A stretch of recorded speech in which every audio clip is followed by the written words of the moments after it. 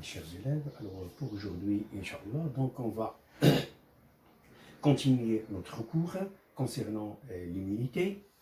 D'abord, un petit récapitulatif de tout ce qu'on a fait. D'abord, l'immunité. Alors, immunité, on a dit qu'il existait deux types. Genre, il existait l'immunité naturelle et immunité spécifique. Alors, cette immunité naturelle, on a dit qu'il se fait à travers la phagocytose, le fameux qu'on appelle la phagocytose, c'est-à-dire certains globules blancs, les leucocytes, appelés aussi mononucléaires, donc ils quittent les capillaires sanguins et se dirigent vers l'endroit où il y a l'antigène ou bien la bactérie pour les phagocyter et les digérer chimiquement.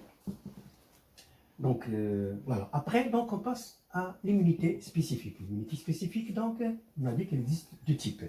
Donc, immunité à voie humorale et l'immunité à voie cellulaire. Donc maintenant, parlons de l'immunité à voie humorale.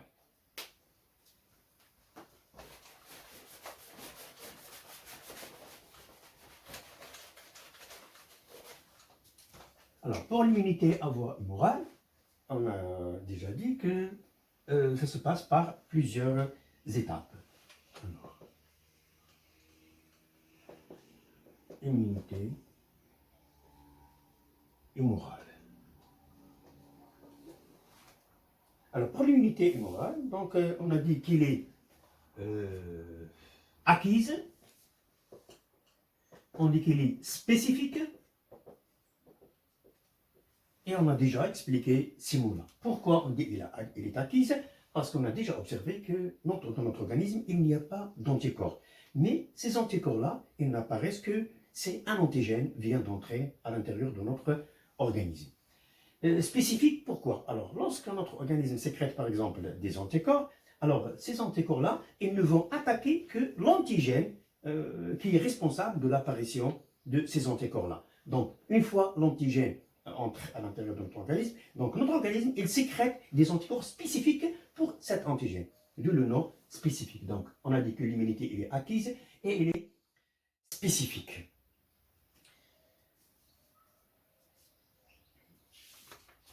Maintenant, on va parler de la partie qui nous reste, c'est la mémoire immunitaire.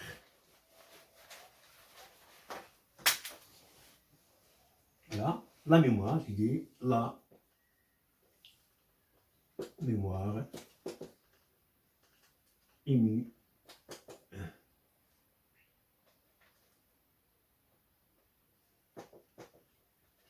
La mémoire immunitaire. Alors, dans votre document, donc vous allez utiliser ce document-là. Voilà, donc voilà le document à utiliser. Donc, vous avez une courbe. Donc, je vais la tracer au tableau. Donc, essayez de me suivre, s'il vous plaît, dans ce document-là.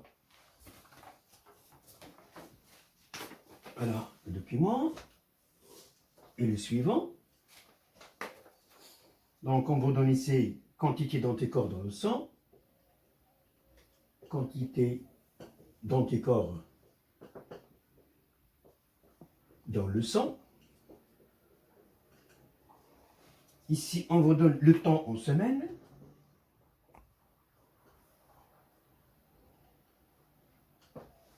Alors, 1, 2, 3, 4, 5, 6, 7. Alors, 1, 2, 3, 4, 5, 6, 7 semaines. Donc, voilà la courbe. Alors s'il vous plaît, alors ici, alors la ligne, alors regardez bien, ici, la ligne, elle est confondue. Alors la ligne ici, elle est confondue avec l'axe des abscisses. La ligne est confondue. Je vais la corriger au tableau. Essayez de la corriger, s'il vous plaît. Voilà. Donc, voilà la ligne, donc ça commence ici.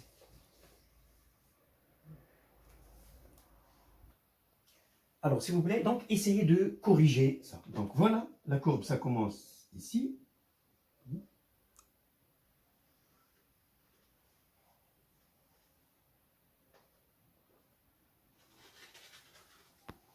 Voilà. Donc, ici, elle est confondue, cette ligne-là, elle est confondue avec l'axe des abscisses. Réponse primaire. Réponse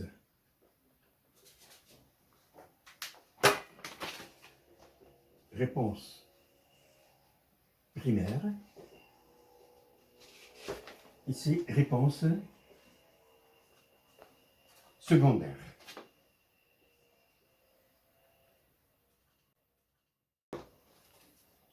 Alors, premier contact, voilà. Ici, c'est le premier contact avec l'antigène. Premier contact avec l'antigène. Alors, ici, c'est deuxième contact avec l'antigène. Alors, la première question. Alors cherchez dans vos questions, s'il vous plaît. Voilà les questions. Voilà les questions. Donc, essayez de chercher les questions. Donc, s'il vous plaît.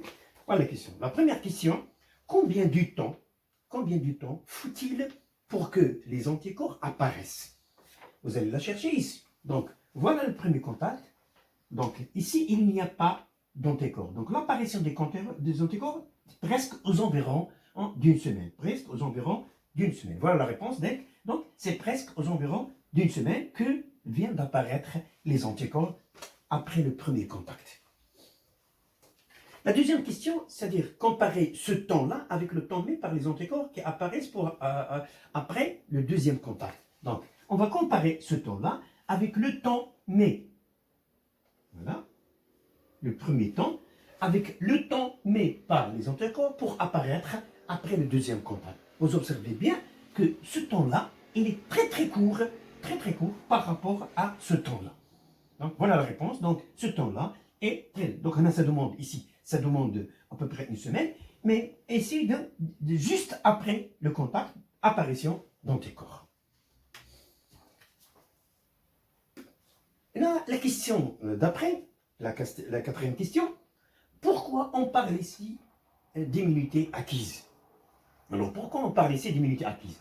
Alors, on parle d'immunité acquise, ça, vous le savez bien. Pourquoi on a dit acquise? Donc, il y a l'immunité naturelle et acquise. Alors, naturelle, c'est-à-dire, elle est née avec nous. Donc, mais l'immunité acquise, nous n'avons pas cette immunité. Donc, il apparaît dès qu'un antigène vient d'entrer à l'intérieur de notre organisme. Donc, ici, vous regardez bien. Donc, après une semaine, donc avant, il n'y a pas d'anticorps. Mais les anticorps apparaissent après le premier contact. C'est pour cette raison qu'on dit qu'il s'agit d'une immunité acquise. Voilà, donc comme réponse, c'est une immunité acquise. Pourquoi? Parce que les anticorps n'existent pas auparavant, mais elles apparaissent après le premier contact.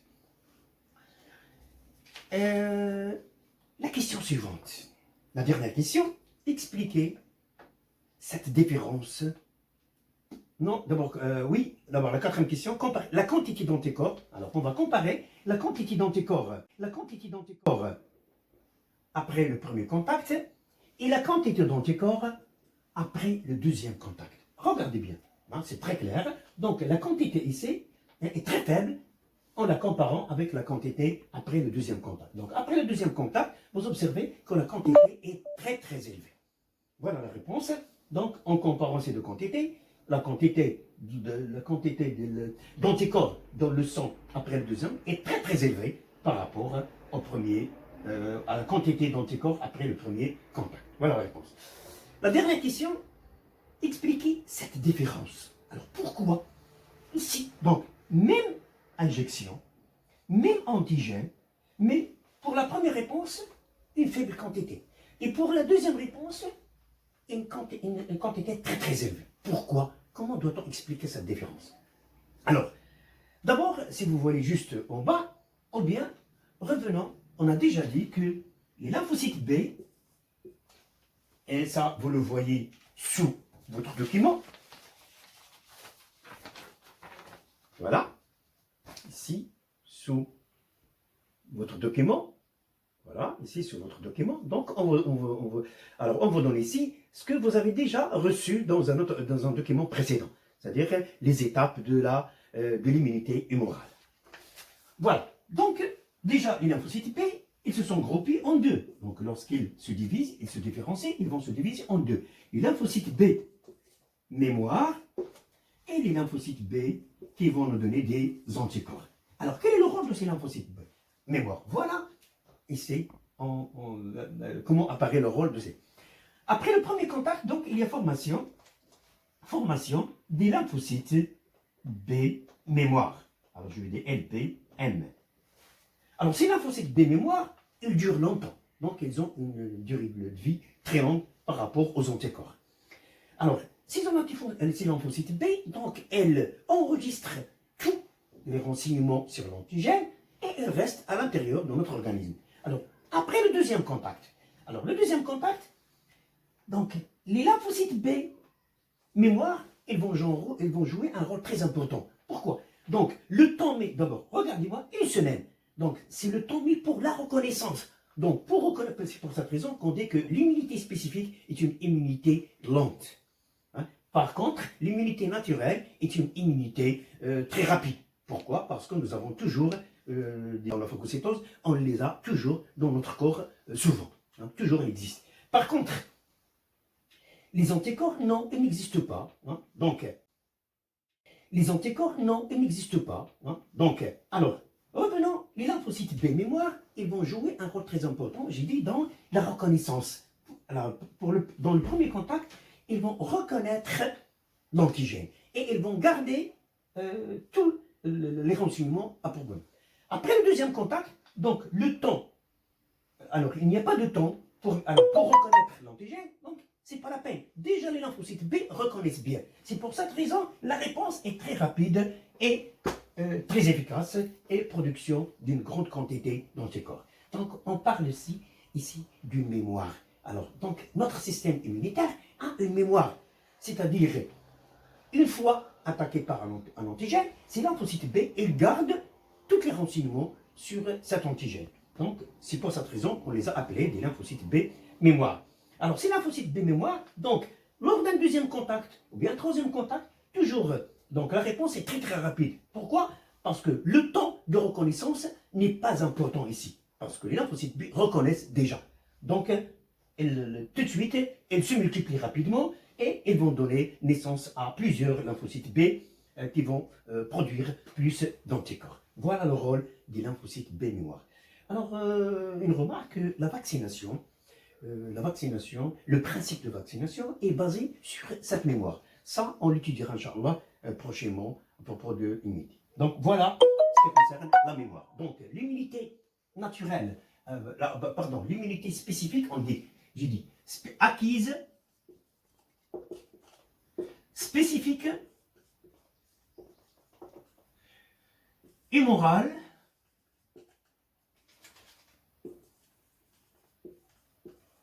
qui est caractérisée par une mémoire. Alors, je répète, donc acquise, parce qu'elle n'existe pas dans notre organisme.